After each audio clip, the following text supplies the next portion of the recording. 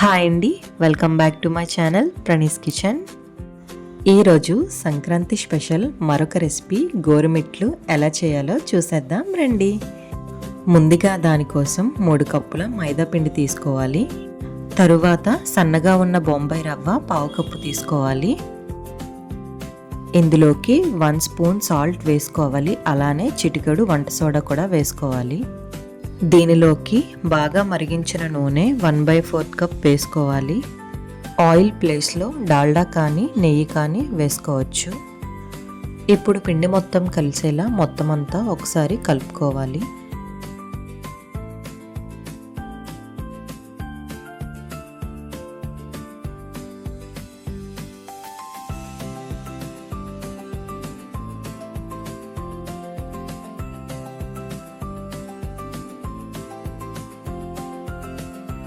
పిండి బైండింగ్ అనేది చేతితో నొక్కితే ఇలా గట్టిగా ముద్ద కట్టేటట్టు ఉండాలి. అలా అయితే కరెక్ట్గా సరిపోతుందండి.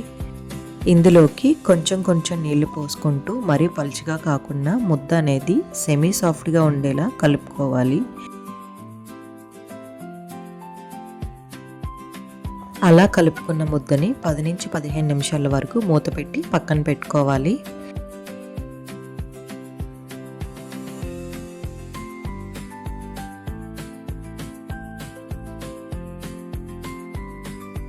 పదిహేను నిమిషాల తర్వాత తీసి చూస్తే పిండి అనేది బాగా నాని ఉంటుందండి. నిమ్మకాయ సైజ్ అంతా బాల్స్ చేసుకోవాలి. అంత పర్ఫెక్ట్ రౌండ్గా లేకపోయినా పర్వాలేదండి.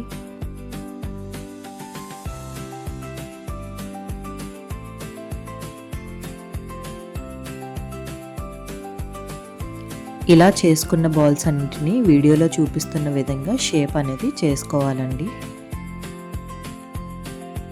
ఇలా చేసుకున్న షేప్ని అరచేతిలో పెట్టుకొని బొటనవేలుతో ఇలా నొక్కుతూ గోరుమిట్టుల షేప్ అనేది చేసుకోవచ్చండి. ఇలా చేత్తో చేసుకోవడానికి ఇబ్బందిగా ఉంది, లేకపోతే ఇలా చేసుకోవడం రావట్లేదు అనుకునే వాళ్ళకి మార్కెట్లో అవైలబుల్గా గోరుమిట్లు చేసుకునే పీట అనేది ఉంటుందండి. అది కొని తెచ్చుకొని కూడా ఈజీగా చేసుకోవచ్చు. అలా అయితే టైం కూడా సేవ్ అవుతుంది మనకి.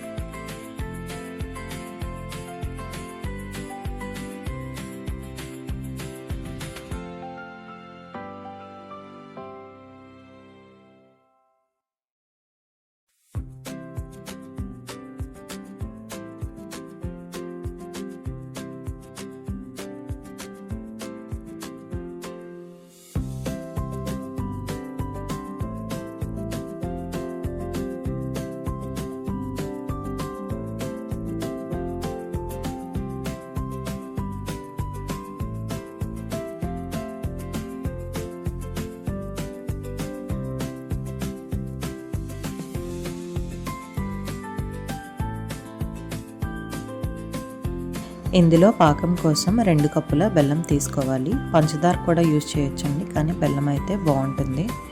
ఇలా తీసుకున్న బెల్లంలోకి కొంచెం వాటర్ వేసుకొని గ్యాస్ మీద పెట్టి పాకం వచ్చే వరకు కలుపుకోవాలి. పాకం అనేది ఇలా వేళ్ళ మధ్యలో పెట్టి ఇలా అంటే తీగ పాకం వచ్చేటట్టు మనకి తెలిసిపోతుంది.